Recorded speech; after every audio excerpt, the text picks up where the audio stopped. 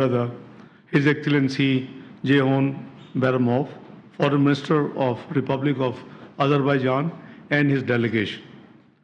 Pakistan and Azerbaijan are bound by common cultural and civilizational links that form a solid foundation of ties between our both brotherly countries. Our strategic and economic relations are characterized by regular high-level exchanges and dialogue, including at leadership level. Since assuming office, I have been in regular contact with my Excellency, with my brother Foreign Minister, on bilateral as well as regional and international matters of mutual interest. I had met him recently on the sidelines of Nuclear Energy Summit in March 2024, held in Brussels, as well as on the occasion of OIC Summit, which took place in May 2024 in Banjul, Gambia. And recently we met informally in Tehran, when we went for condolence of the sad, news of former President of Iran, Dr. Raisi. In the extensive talks today, Foreign Minister, Excellency, and I discuss all aspects of our bilateral relationships. We will further enhance our multifaceted cooperation in trade, investment, connectivity, energy, and defense. We are taking measures to increase bilateral investments, especially in the energy sector. The joint working group on the energy will be critical in promoting cooperation in the energy sector. We are encouraged with the results of the first meeting of the joint working group, which took place on 21st of May 2024. Ladies and gentlemen, we will enhance parliamentarian exchanges. We will strengthen cultural cooperation and promote people-to-people exchanges, including between students, academia, businessmen, and tourists. Our two countries will bolster cooperation in climate action and renewable energy sector. We congratulate our brother country, Azerbaijan, for winning the bid for hosting COP29 event in the beautiful city of Baku. In our meeting today, I told His Excellency the Foreign Minister that Pakistan will fully support Azerbaijan during its presidency of COP29. We also discussed our cooperation at multilateral fora and regional and global developments, including the concerning developments in Gaza. Both our countries are firm supporters of multilateralism and to uphold the international law. Pakistan and Azerbaijan have a long history of collaboration at multilateral fora. We would continue to support each other in the future as well, including at OIC and ECO. We appreciate Azerbaijan for its consistent and principled stance on the Jammu and Kashmir dispute as a valued member of OIC contact group on Kashmir. Azerbaijan's stance is based on internationally recognized principles of sovereignty and territorial integrity in accordance with the United Nations and Organization of Islamic Countries resolutions. Pakistan has always stood for the sovereignty and territorial integrity of Azerbaijan. Pakistan considers Karabakh as the sovereign territory of the Republic of Azerbaijan. We congratulate Azerbaijan on restoring its sovereignty on Karabakh. Pakistan appreciates and commits fully support to Azerbaijan peace efforts and dialogue process for normalization. Excellency, thank you again for coming to Islamabad. I look forward to working closely with you to strengthen our bilateral relations for prosperity and benefit of our both countries, and also take this opportunity for your great support for our candidature as the non-permanent member of the United Nations Security Council for the election which is going to be held on 6th of June next month. So thank you again. You're very kind, and God bless you. We'll go to the Q&A. We'll begin with Ms. Nimra Ahmed from PTV.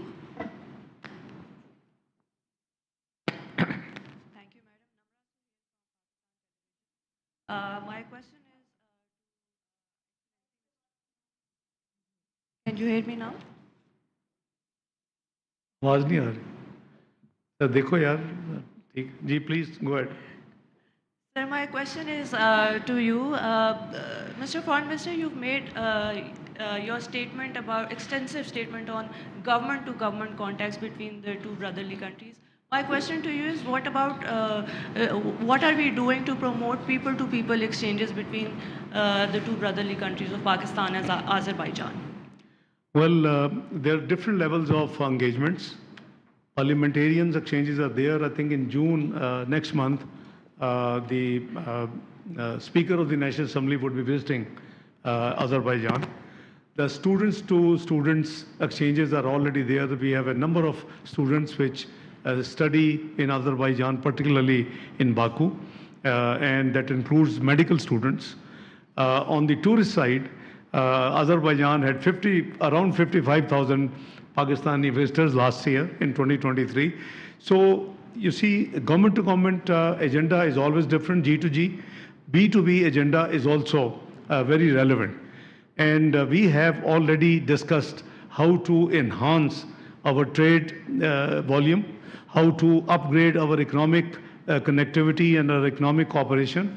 And we both agreed that the depth of our relationship and our sincere affection for each other does not reflect the volume we have in terms of trade. So I remember when about a decade ago, when I went to Baku to hold the joint ministerial meeting, the Intergovernmental Commission, what we call, and representing Pakistan, I had the privilege and prerogative of calling on His Excellency the President of Azerbaijan.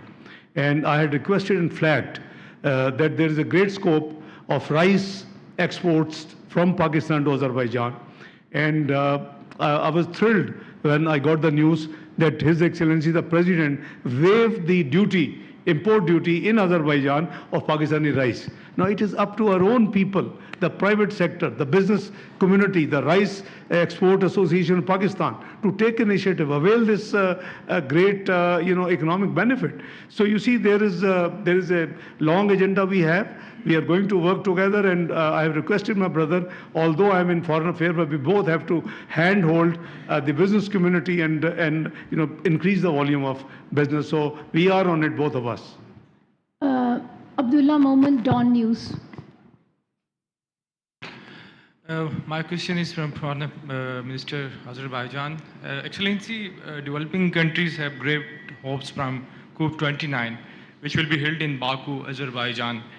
At COP27 and 28, important achievements were made in setting up in loss and damage fund, which is a major demand of the developing countries.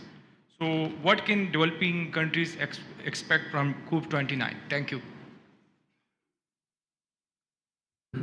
Thank you for your question. You are absolutely right. The hosting and COP29 presidency is a great responsibility and at the same time, of course, a challenge for Azerbaijan. Relating to your question, Azerbaijan is also a part of the developing world. We very well understand, of course, the challenges of developing world. We were the very strong advocates of a global South interest during 4 years of our chairmanship in non-aligned movement. But at the same time, we also should take into account that the COP presidency has, some specific. Your role as a COP president is to navigate among 198 parties, because in order to get the successful outcome documents, you have to get a consensus among all, parties. Some of them are part of the developing world, some of them are part of the developed world. And in order to, keep this role in a right way, you have to be, inclusive. You have to be neutral and transparent.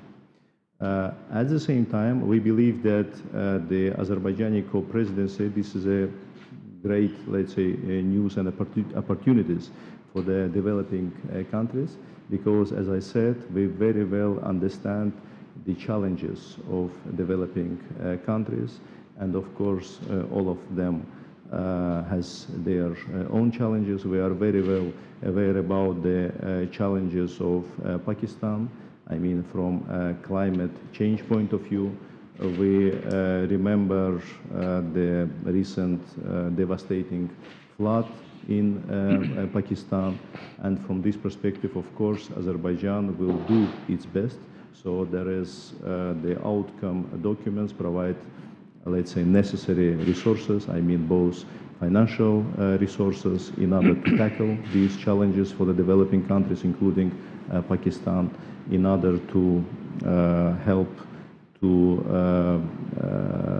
let's say, to promote adaptation needs of these countries, early warning systems create, and other means of, support, meaning both technical and training capacities in the relevant, let's say, areas. And at the same time, of course, we are hopeful that Pakistan will also help us in terms of, during the negotiation processes, so that the Baku COP will be the really true, the really success story. I just add a few words to what my Excellency brother said. I have flagged to my brother and to his delegation, the situation of Pakistan vis-a-vis climate change. Our emissions are less than 1%, and we are one of the most 7 vulnerable countries on the globe vis-a-vis climate change. I have also flagged to my dear brother that the flash flood 2022 caused $34 billion worth of losses to Pakistan, unfortunately. This was worked out not by Pakistan alone, but UNDP, Asian Development Bank, EU, World Bank, etc. So you see the deal with this, this menace, I would call, the climate change issues, you need climate finance. And we both agreed that we should work very hard. As Azerbaijan has the chair and presidency, we should try to mobilize the resources. It's easy to say that climate, change affected countries should go for what they call 4RF based, constructions and rehabilitation and resilient particularly. But it needs money, it needs finances, huge finances. Pakistan has afforded, but despite a very meaningful, but I would say relatively small, commitment from global community in Geneva post-floods. We are still, looking after and taking care of all those, post-climate works and reconstruction, rehabilitation work. So, what we need is that on climate change subject, we should all get together, particularly the developing countries, and make sure that a very, robust fund is available. The multilateral development institutions are there in case of, God forbid, this calamity. I'm not talking only Pakistan. Anybody who suffers because of the climate change, I think it is a fair expectation from the developing countries and suffering country particularly to have all other countries, particularly those who contribute more in this emission business, to contribute financially so that to take care of the problem, financial problem at least, as a consequence of the climate change. Please, thank you. Mr. Khalid Mahmood, Express News. My question to Dar Sahab. Dar Sahab, the situation in Gaza is deteriorating daily basis. What can be done to end this war? Do you discuss this issue in the meeting? We have discussed this issue in detail, not only in today's meeting, but I think we both echoed the same feeling, the same concerns just last month in Banjul in the OIC 15 summit. You see, the situation is obviously very concerning. For not only for Pakistan and Azerbaijan, but it is a great concern to all entire Muslim Ummah. Look at what has happened now to Rafah. So where is the international law? Where is the UN resolutions? Where is the International Court of Justice judgment, which said that it's almost genocide, they use the word in their judgment. So you see, this is most unfortunate that one country is carrying two hoots about the international law, the United Nations Security Council resolution, the OIC resolutions, and it's just moving on the way. So we have discussed, we have shared our concern, and we are actually doing whatever do the diplomatic work on this subject. Both of us, brother, you'd like to add something? Yes, please, if you want to add. Thank you. Yes, this issue was, of course, among one of the most important issues in our discussions. And of course, situation in Gaza is a source of great concern for all of us. And of course, we call for the immediate cessation of hostility. And we believe that the durable and long-standing peace in Middle East can be only based on the two-state solution, based on the relevant United Nations security resolutions. And we, of course, call, to the resolution of this case based on the two-state solutions. And Azerbaijan supported initiatives to this effect, which are just recently were discussed in United Nations, in United Nations General Assembly also. We both concurred in our dialogue that two-state solution with pre-1967 borders and Al-Quds al-Sharif to be its capital, short of that there is no solution to this problem. And to have perpetual and sustainable peace in the Middle East, this problem has to be solved. Please.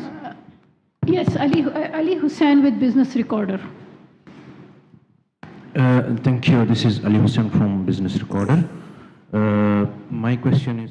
वज़ीर ख़ारजा इसहाक़ डार और Azerbaijan के वज़ीर ख़ारजा की जानिब से news conference की गई।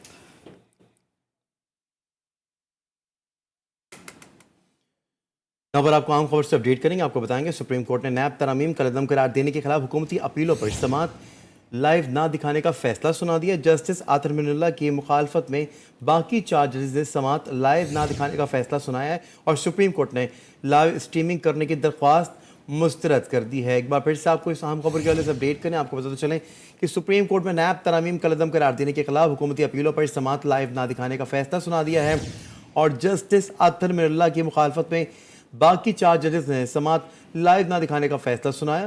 Supreme court ने लाइव स्ट्रीमिंग करने की दरख्वास्त मुस्तरद कर दी है। अपडेट आपको करी है। इससे पहले सुप्रीम कोर्ट में नैब तरमीम कलअदम करार देने